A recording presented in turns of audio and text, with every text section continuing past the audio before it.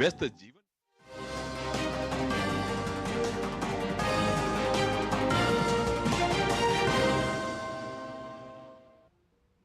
नमस्कार, TV news में आपका स्वागत है। मैं हूं रमा त्यागी। शुरुआत करते हैं हेडलाइंस के साथ।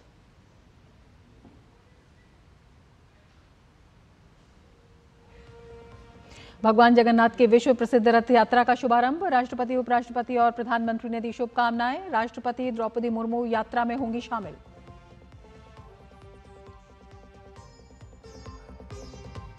अमित शाह के गुजरात दौरे का दूसरा दिन। अहमदाबाद को मिली आधुनिक मल्टी स्पेशलिटी हॉस्पिटल की सौगात। साथ ही अमित शाह ने किया अमीन पीजेकेपी विद्यार्थी भवन का उद्घाटन।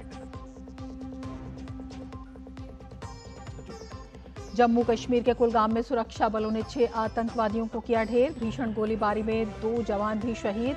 गुप्त सूचना के बाद आतंकवादियों से मुठभेड़ जारी। तमिलनाडु पहुंची बसपा अध्यक्ष मायावती। अपने पार्टी नेता की हत्या पर राज्य की डीएमके सरकार को घेरा।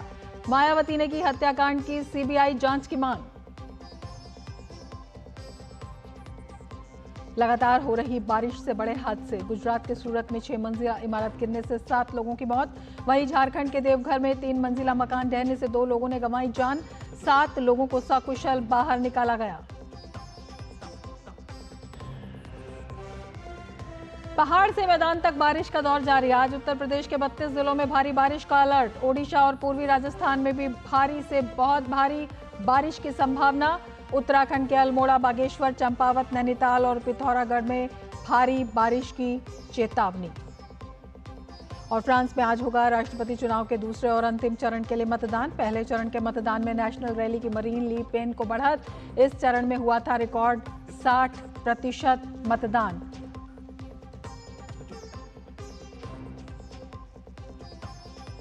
भारत और जिम्बाब्वे के बीच दूसरा T20 आज पहला मुकाबला। गंवाने वाली भारतीय टीम सीरीज बराबर करने के इरादे से उतरेगी मैदान पर।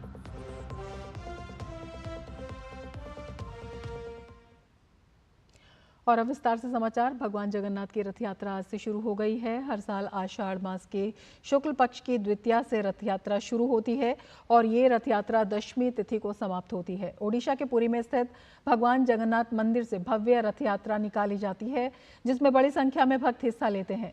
जगन्नाथ रथ यात्रा में भगवान जगन्नाथ यानी श्री कृष्ण, उनके भाई बलभद्र और बहन सुभद्रा को सुंदर वस्त्रों में सुसज्जित करके रथ यात्रा निकाली जाती है।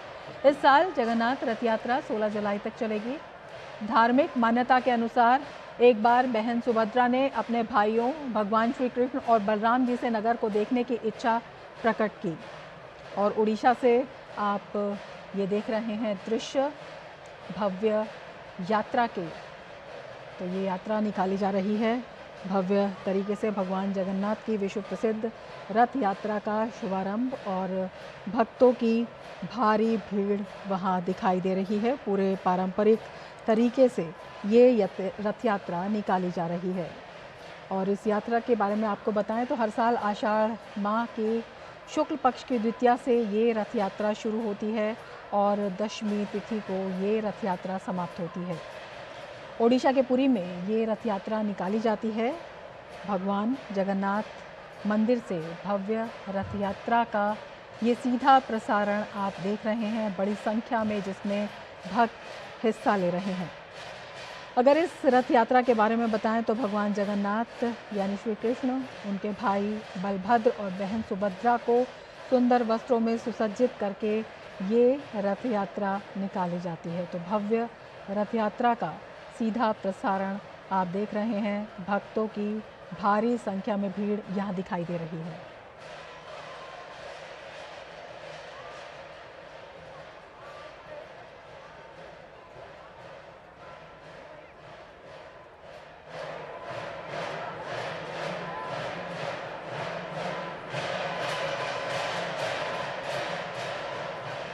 तो इस साल ये रथ यात्रा 16 जुलाई तक चलेगी। और अगर धार्मिक मान्यताओं की बात करें तो धार्मिक मान्यता के अनुसार एक बार बहन सुभद्रा ने अपने भाइयों भगवान श्री कृष्ण और बलराम जी से नगर को देखने की इच्छा प्रकट की और फिर दोनों भाइयों ने बड़े ही प्यार से अपनी बहन सुभद्रा के लिए भव्य रथ तैयार करवाया और उस पर सवार होकर तीनों नगर भ्रमण के लिए निकले थे। तीनों अपनी मौसी के घर गुंडीचा भी गए और यहाँ पर 7 दिन तक रुके। उसके बाद नगर यात्रा को पूरा करके वापस पुरी लौटे। तब से हर साल तीनों भाई बहन अपने रथ पर सवार होकर नगर भ्रमण पर निकलते हैं और अपनी मौसी के घर गुंडीचा मंदिर जाते हैं। इनमें सबसे आगे बलराम जी का रथ, बीच में बहन सुभद्रा का रथ और पीछे जगन्नाथ जी का रथ होता है। और आज राष्ट्रपति द्रौपदी मुर्मू भी पुरी में भगवान जगन्नाथ की रथ यात्रा में शामिल हो रही हैं। तो मंदिर, दिव्य मंदिर भव्य तरीके से सजा हुआ है और भक्तों की भारी भीड़ दिखाई दे रही है। और ये रथ यात्रा शुरू हो गई है, जो कि हर साल आषाढ़ मास के शुक्ल पक्ष की द्वितीया से शुरू होती है और ये रथ यात्रा दशमी तिथि को समाप्त होती है और बड़ी संख्या में इसमें भक्त हिस्सा ले रहे हैं। तो भव्य रथ यात्रा भगवान जगन्नाथ की, जिसमें आज राष्ट्रपति द्रौपदी मुर्मू भी शामिल हो रही हैं। इस साल ये रथ यात्रा 16 जुलाई तक चलेगी। तो भव्य रथ यात्रा पूरे पारंपरिक तरीके से और बड़ी संख्या में भक्त शामिल हो रहे हैं, इस रथ यात्रा में हिस्सा ले रहे हैं।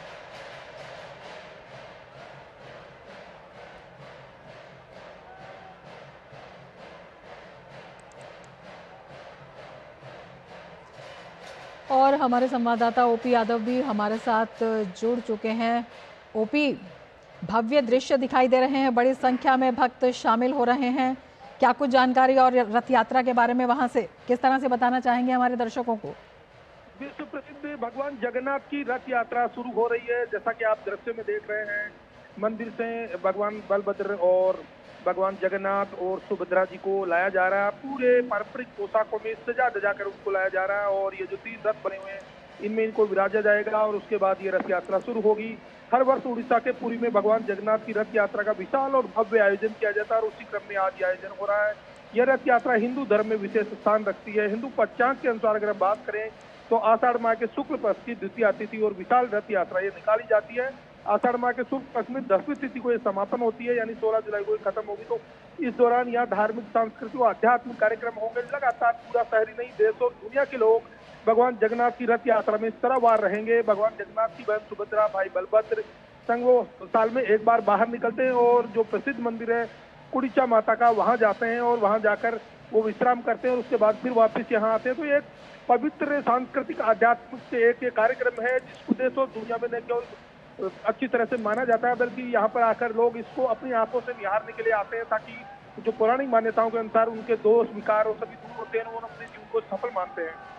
अगर मैं बात करूँ इस जो भव्य यात्रा, इसमें 3 जो अलग अलग तरह के जो रथ बनाए गए हैं, सुभद्रा, बलभद्र और भगवान जगन्नाथ के, तो ये भी अपने आप में काफी खासियत रखते हैं। ये जगन्नाथ जी का जो है ये धरती वैकुंठ की धरती मानी जाती है और इसी वैकुंठ की धरती में जो भगवान जगन्नाथ का रथ है उसको नंदी घोष यानी गुरु ध्वज कहा जाता है।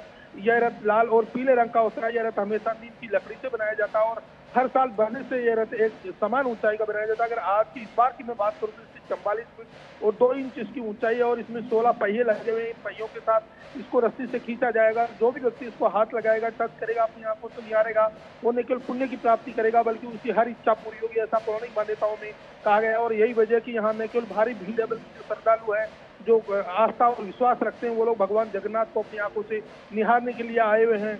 इसी तरह जो दूसरा रथ है जिसकी मैं बात करूं, तरुल ध्वज जिसको बोलते हैं, ये बलराम जी का रथ है और इसका नाम है उन्नानी और इसकी ऊंचाई 43 फीट और 3 इंच है और इसमें 14 पहिए हैं और इसके संरक्षक वासुदेव होते हैं। यानी ये घोड़ों के साथ त्रिब्बा घोड़ा और सिर्फ और सप्तान रस्सी के साथ इसको खींचा जाता है और जो रस्सी होती है उसको बासुकीनाथ बोला जाता है।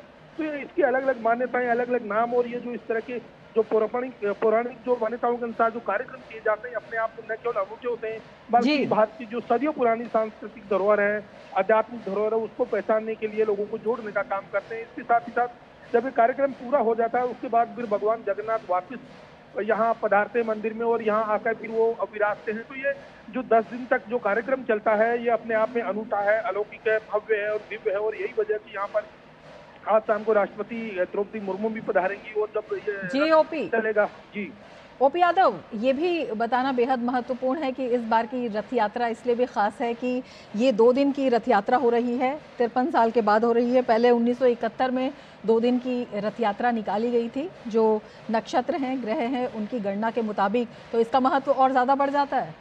जी, ये बिल्कुल आपने सही कहा। इस बार ये जो संयोग है बहुत दिनों के बाद, कई सालों के बाद बना है, तो ये भी अपने आप में एक अनूठा संयोग है। इसी वजह से यहाँ पर नहीं केवल लोग बाहर से आए हैं, बल्कि जो दूसरे देशों के लोग भी यहाँ आए हैं, क्योंकि सबको पता रहता है कि ये हर साल जब कार्यक्रम का आयोजन होता है उस दौरान अलग अलग तिथियों का उनका योग संयोग और जो ग्रह नक्षत्र जो बनते हैं वो कई तरह के संयोग के साथ जुड़ के बनते हैं। और इस बार का जो संयोग है वो अपने आप में अद्वितीय अलौकिक है, और यही वजह से यहाँ पर न केवल भारी संख्या में श्रद्धालु हैं, बल्कि जो ज्योतिषाचार्य और धर्म और संस्कृति में ज्यादा ध्यान रखते हैं और जो चारों धामों की यात्रा करने वाले लोग होते हैं वो यहाँ पर आए हुए हैं। और इस भव्य दिव्य अलौकिक और अद्वितीय नजारे को अपनी आंखों से निहारने के साथ साथ भगवान जगन्नाथ को अपने आराध्य देव को पूजा पाठ के जरिए और रस्सी से हाथ लगाकर एक उनको जो आगे ले जाने की जो परंपरा है कुचिंदा मंदिर तक, तो उसमें अपना भागीदारी निभाने के लिए तत्पर है। जी बिल्कुल, आपसे ये भी जानना चाहेंगे, जिस तरह से इस बार ये जो है 53 साल के बाद 2 दिवसीय यात्रा हो रही है, बड़ी संख्या में जो हैं भक्तजन वहाँ पर उपस्थित हैं। जो भीड़ है इस दिव्य और भव्य रथ यात्रा में वो दृश्यों में साफ तौर पर दिखाई दे रही है। किस तरह से इंतजाम किए गए हैं प्रशासन के द्वारा भी कि सफलतापूर्वक और सुगमतापूर्वक ये यात्रा सुरक्षित रूप से संपन्न हो सके? वैसे तो ये हर साल यात्रा होती तो इसका एक प्रोटोकॉल होता है, सुरक्षा की व्यवस्था होती है और कई दौर की बैठकें होती है जिसमें राज्य सरकार अपने अपने स्तर पर हर लेवल पे सोशल वर्कर्स हैं, जो सरकारी मशीनरी है, पैरामिलिट्री फोर्स है, पुलिस के जवान हैं और जो धर्म और अध्यात्म में रुचि रखने वाले संगठन हैं और कई तरह के जो ट्रस्ट है, सभी के लोग अपनी अपनी भूमिका में यहाँ लगे रहते हैं। हालांकि अभी यहाँ धूप काफी तेज है, तो धूप को देखते हुए यहाँ न केवल पानी के फवारे वगैरह छोड़े जा रहे हैं, पानी पिलाने की व्यवस्था की जा रही है, चिकित्सा की भी एक टेम्परेरी व्यवस्था यहाँ हॉस्पिटल बनाकर की गई है और जाने वाले लोगों को दिक्कत नहीं हो, बुजुर्ग व्यक्तियों को दिक्कत नहीं हो, उनके लिए अलग से रास्ते बनाए गए हैं। तो और व्यवस्थित पास के अलावा और अन्य तरह की जो जरूरी एहतियात की सुविधाएं होती है, सभी तरह की यहाँ व्यवस्था की गई है। और दोनों तरफ जो इमारतें उनके ऊपर छत के ऊपर विशेष छायादार पर्दे लगाकर लोगों को बैठने की और कुर्सियां लगाकर व्यवस्था की गई। तो निश्चित तौर पर यहाँ न केवल प्रशासन ने पूरे सुरक्षा के इंतजाम किए हैं, बल्कि जो श्रद्धालु हैं उनको किसी तरह की दिक्कत नहीं है, उसको लेकर स्वयंसेवी संगठन और एनजीओ ट्रस्ट जो बहुत सारे लोग इस सेवा में अपने आप को देकर पुण्य काम को मानते हैं, वो लगातार पिछले 15-20 दिन से लगे हुए हैं और ये तब तक कार्य जारी रहेगा जब तक ये काम पूरा नहीं हो जाता। और धर्म की जो ये मान्यता की जो नगरी है, इसमें जो वैकुंठ की नगरी जिसको कहा जाता है, इसमें लगातार ये जो धर्म और अध्यात्म का कार्यक्रम चलेगा, उस कार्यक्रम में लगातार ये लोग अपनी सेवाएं न केवल निःशुल्क देंगे बल्कि अपने आप को पुण्य और भाग्यशाली भी समझेंगे। अगर बात करूं इसकी शुरुआत कैसे हुई, तो ये जगन्नाथपुरी में जो रथ यात्रा हिंदू धर्म जो धर्म ग्रंथ और पुराणों में जगन्नाथ जी की रथ यात्रा के बारे में कई तरह के वर्णन मिलते हैं, लेकिन स्कंद पुराण, नारद पुराण और पद्म पुराण और ब्रह्म पुराण में रथ यात्रा के बारे में बहुत कुछ विस्तार से बताया गया है। हिंदू धर्म में इस यात्रा का विशेष महत्व बताया गया और यही वजह कि यहाँ श्रद्धालु बहुत सारी संख्या में यहाँ मौजूद रहते हैं। इस रथ यात्रा को लेकर मान्यता यह भी है कि एक दिन भगवान जगन्नाथ की जो बहन सुभद्रा है उनसे द्वारका के दर्शन कराने की प्रार्थना की गई थी और तब भगवान जगन्नाथ ने अपनी बहन की इच्छा पूर्ति के लिए उन्हें रथ में बिठाकर पूरे नगर का भ्रमण करवाया था और इसके बाद इस रथ यात्रा की शुरुआत हुई थी।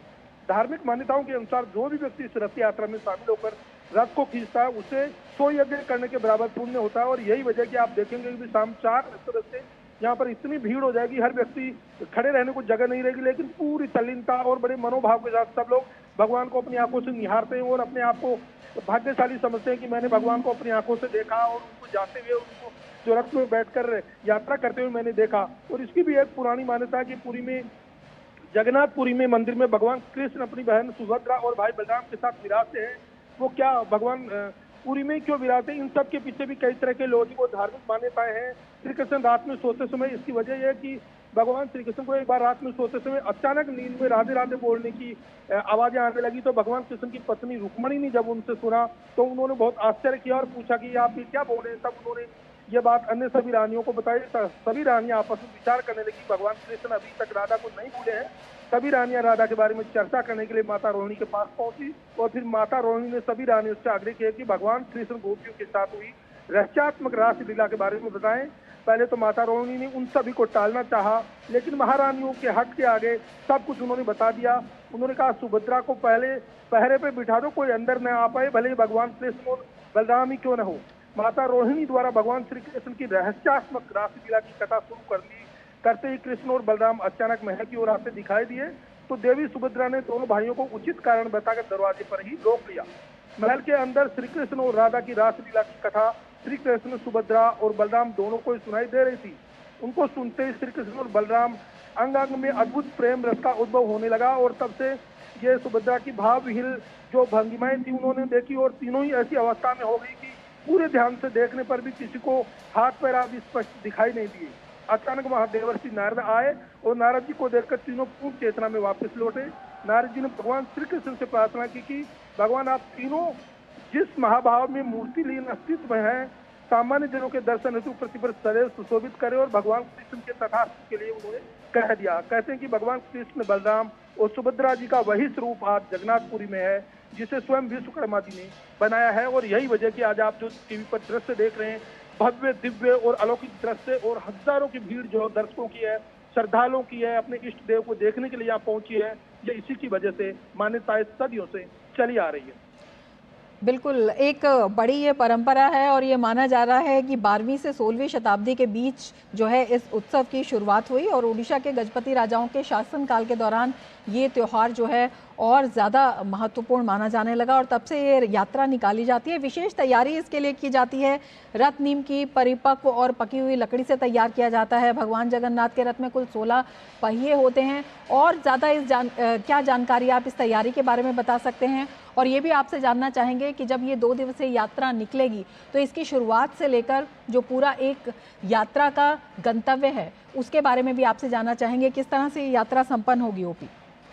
जी, ये यात्रा अभी जैसे सुबह से यहाँ पूजा पाठ, अनुष्ठान और कई तरह के कार्यक्रम लगातार जारी रहे और फिर एक एक करके भगवान जगन्नाथ, देवी सुभद्रा और बलभद्र को एक पारंपरिक तरीके से एक जो रीति रिवाज है, रिचुअली तरीके से यहाँ लाया गया और जो तीनों रथ है उनमें इनको बैठाया जाएगा। तो शाम के वक्त जब ये रथ आगे बढ़ेंगे तो तकरीबन 100-200 मीटर आगे जाके आज ये रुक जाएंगे। फिर कल ये रथ फिर से चलेंगे और जो कुटिचा मंदिर है, आगे माता कुटिचा मंदिर, वहाँ ये पहुंचेंगे। वहाँ जाकर ये लोग इनको भोज करवाया जाएगा। फिर ये यहाँ पे रेस्ट करेंगे और फिर 16 जुलाई को ये वापस यहाँ आएंगे और वापस आने पर इनको रसगुल्ले का भोग कराया जाएगा। और जो परंपरा है उसमें पूरे विधि विधान के साथ कार्यक्रम आयोजित होंगे। उस दौरान कई तरह के और भी बहुत सारे रिचुअली कार्यक्रम होते हैं यहाँ पर जो रस्सी है, बिल्कुल कई बड़े कार्यक्रम जो है इसमें होंगे और पूरा ये उत्सव, ये भव्य दिव्य रथ यात्रा जो कि शुरू हो चुकी है, जिसकी जानकारी आप दे रहे हैं, आगे भी आपसे जानकारी लेते रहेंगे ओपी। फिलहाल शुक्रिया पूरी जानकारी के लिए। और बुलेटिन में फिलहाल लेते हैं एक ब्रेक। आप देखते रहिए डीडी न्यूज़।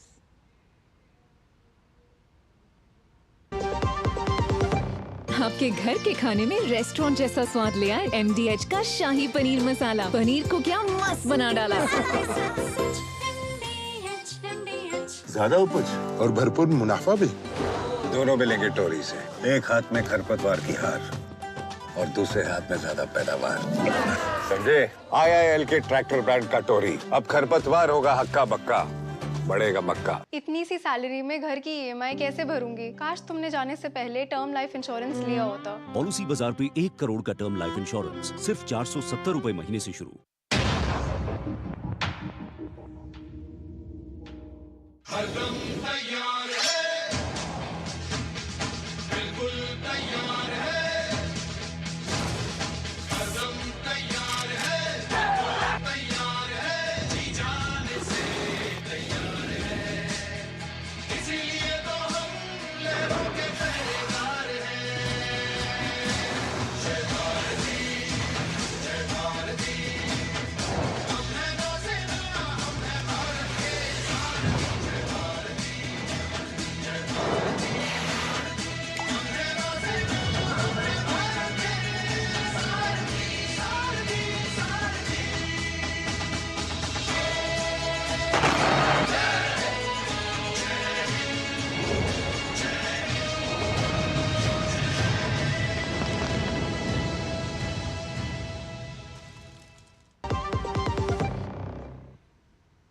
ब्रेक के बाद फिर से आपका स्वागत है। केंद्रीय गृह और सहकारिता मंत्री अमित शाह गुजरात दौरे के दौरान कई विकास कार्यों की सौगात दे रहे हैं। आज गृह मंत्री ने अहमदाबाद में आधुनिक मल्टी स्पेशलिटी सिम्स अस्पताल का उद्घाटन किया। इसके अलावा विद्यार्थी भवन का भी उद्घाटन किया।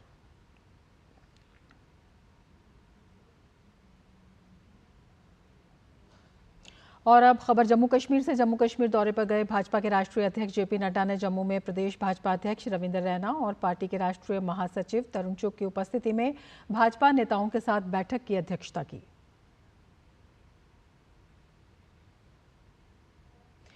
बहुजन समाज पार्टी की प्रमुख मायावती चेन्नई में तमिलनाडु के पार्टी प्रमुख के आर्मस्ट्रांग के परिजनों से मिली। साथ ही के आर्मस्ट्रांग के पार्थिव शरीर को श्रद्धांजलि दी। उनके साथ पार्टी के राष्ट्रीय समन्वयक आकाश आनंद भी मौजूद थे। के आर्मस्ट्रांग का पार्थिव शरीर सार्वजनिक श्रद्धांजलि के लिए पेरंबूर के कॉर्पोरेशन स्कूल मैदान में रखा गया है। इस मौके पर मीडिया कर्मियों से बातचीत में मायावती ने पार्टी के प्रदेश अध्यक्ष के आर्मस्ट्रांग की हत्या पर दुख व्यक्त किया। इस हत्या को लेकर मायावती ने तमिलनाडु की डीएमके सरकार को घेरा। 5 जुलाई को पेरंबूर स्थित उनके आवास के पास अज्ञात हमलावरों ने बेरहमी से के आर्मस्ट्रांग की हत्या कर दी थी, जिसके बाद बसपा प्रमुख मायावती ने सत्तारूढ़ डीएमके सरकार से दोषियों को दंडित करने की मांग की थी। तमिलनाडु के मुख्यमंत्री एमके स्टालिन ने घटना पर दुख व्यक्त करते हुए दोषियों पर कड़ी कार्रवाई का आश्वासन दिया। वहीं इस मामले में चेन्नई शहर के पुलिस आयुक्त संदीप राय राठौड़ ने बताया कि आर्मस्ट्रांग की हत्या के सिलसिले में 8 संदिग्धों को पकड़ा गया है। मामले की सभी एंगल से जांच की जा रही है।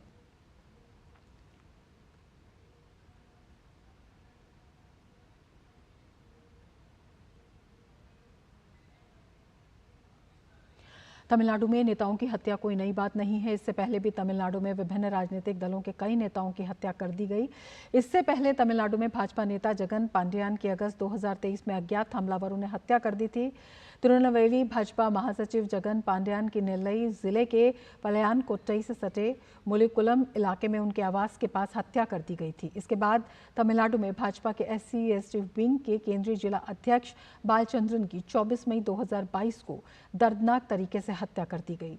चेन्नई के चिंताद्रिपेट इलाके में हमलावरों ने बालचंद्रन पर चाकू से वार किया था, जिस घटना में उनकी मृत्यु हो गई थी। 22 दिसंबर 2022 को पूर्व डीएमके सांसद और तमिलनाडु अल्पसंख्यक आयोग के उपाध्यक्ष S मस्तान की भी हत्या की गई। इससे पहले 19 जुलाई 2013 को तमिलनाडु भाजपा के महासचिव वी रमेश की उनके घर के पास ही हत्या कर दी गई थी। श्री रमेश पेशे से चार्टर्ड अकाउंटेंट और जाने माने सम्मानित नागरिक थे। उनकी हत्या के पीछे भी राजनीतिक कारण बताया गया था। वे महासचिव और तमिलनाडु भाजपा की कोर कमेटी के सदस्य थे और 1991 से भाजपा के माध्यम से समाज की सेवा में लगे थे। ठीक इसी प्रकार तमिलनाडु भाजपा मेडिकल विंग के प्रमुख डॉक्टर अरविंद रेड्डी की भी 23 अक्टूबर 2012 को हत्या कर दी गई थी। मामले में पुलिस ने 4 लोगों को गिरफ्तार भी किया था।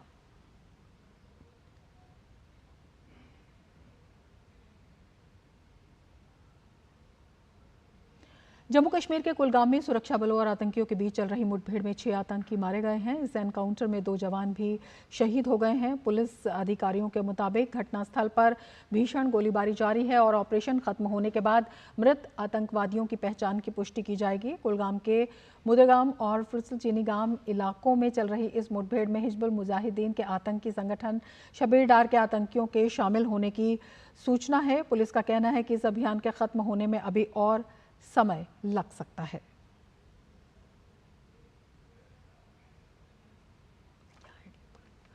तो जम्मू कश्मीर में 2 जगहों पर मुठभेड़ और जम्मू कश्मीर के कुलगाम जिले में 2 स्थानों पर मुठभेड़ जो है वो जारी है और ये चिनीगाम मोदरगाम इलाकों में सुरक्षा बलों के साथ जो मुठभेड़ है वो लगातार जारी है। 6 आतंकी अब तक मारे गए हैं और 2 जवान भी इसमें शहीद हो गए हैं और मोदरगाम इलाके में मुठभेड़ में सेना का 1 जवान शहीद हुआ है। कंफर्मेशन के हिसाब से दो अलग अलग इनकाउंटर साइट्स पे इनकाउंटर्स हुए हैं। बॉडी की कंफर्मेशन के हिसाब से 6 आतंकियों का मारे जाने का खबर है। चिनार कोर कमांडर जम्मू कश्मीर के मुख्य सचिव, डीजीपी और अन्य गणमान्य व्यक्तियों और सभी रैंक के अधिकारियों ने लांस नायक प्रदीप कुमार और सिपाही प्रवीण जंजाल प्रभाकर को श्रद्धांजलि दी। इन दोनों ने ही 6 जुलाई को कुलगाम में ड्यूटी के दौरान सर्वोच्च बलिदान दिया। झारखंड के देवघर में एक पुरानी इमारत ढह गई और इस हादसे में 2 लोगों की मृत्यु हो गई है और 7 लोगों को सकुशल मलबे से निकाल लिया गया है। बाकी को बाहर निकालने के लिए राहत और बचाव कार्य जारी है। मौके पर गोड्डा के लोकसभा सांसद निशिकांत दुबे भी मौजूद हैं। उन्होंने बताया कि 8 से 10 साल पहले श्रावणी मेले में एक बड़ी घटना घटी थी, जिसके बाद से एनडीआरएफ की एक टीम हमेशा देवघर में तैनात रहती है, जिसकी वजह से रेस्क्यू ऑपरेशन का काम जल्दी शुरू हो गया और लोगों को तेजी से सुरक्षित निकालने का काम जारी है। श्रावणी मेला में जो हादसा हुआ था आज से 8-10 साल पहले, उसके बाद से एनडीआरएफ की परमानेंट एक टीम जो है वो देवघर में पोस्टेड रहती है। तो उसी का ये फ़ायदा है कि ये जल्दी से जो है रेस्क्यू ऑपरेशन चालू हो गया है। देश के अलग अलग हिस्सों में इन दिनों बारिश का दौर जारी है। मौसम विभाग ने आज उत्तर प्रदेश के लखनऊ, गोंडा और गोरखपुर समेत 32 जिलों में भारी बारिश का अलर्ट जारी किया है। ओडिशा और पूर्वी राजस्थान में आज अलग अलग स्थानों पर भारी से बहुत भारी वर्षा की संभावना है। वहीं दक्षिण की बात करें तो तटीय कर्नाटक में 9 जुलाई तक और आंतरिक दक्षिणी कर्नाटक में आज अलग अलग स्थानों पर भारी से बहुत भारी बारिश की संभावना है। अरुणाचल प्रदेश में 8 से 10 जुलाई के दौरान भारी से बहुत भारी वर्षा होने की संभावना है। असम और मेघालय में 9 और 10 जुलाई को भारी से बहुत भारी बारिश होने की संभावना है।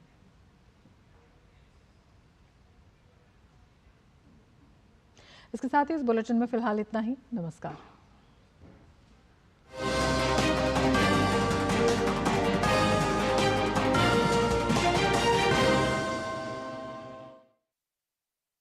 एंजॉय कीजिए ब्लॉकबस्टर और सुपरहिट मूवीज। राणा की मौत से पहले मुझे मौत नहीं आ सकती। हर फ्राइडे और सैटरडे फंडू फीचर फिल्म्स पर मैं उन लोगों को तिल तिल मारूंगी।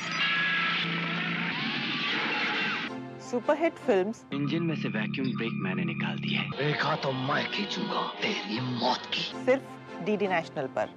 देश का पहला चैनल, देश का अपना चैनल।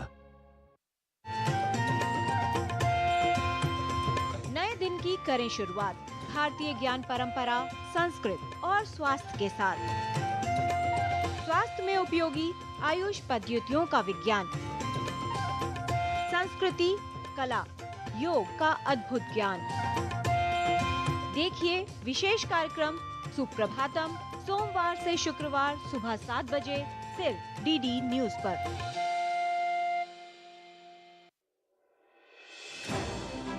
भरोसा सिर्फ तेजी से नहीं, बना है सटीक खबरों से। दावे नहीं, दिखाते हैं तथ्य, दिखावा नहीं, चुनते हैं सच। दस्तक सनसनी की नहीं, खबरों की देते हैं हम। यही है रिश्ता आपका हमारा, बना है अटूट भरोसा वर्षों की मेहनत से। डीडी न्यूज, भरोसा सच का। ये भरोसा और हो रहा है गहरा, क्योंकि आपका अपना चैनल अब है नए तेवर और नए कलेवर में।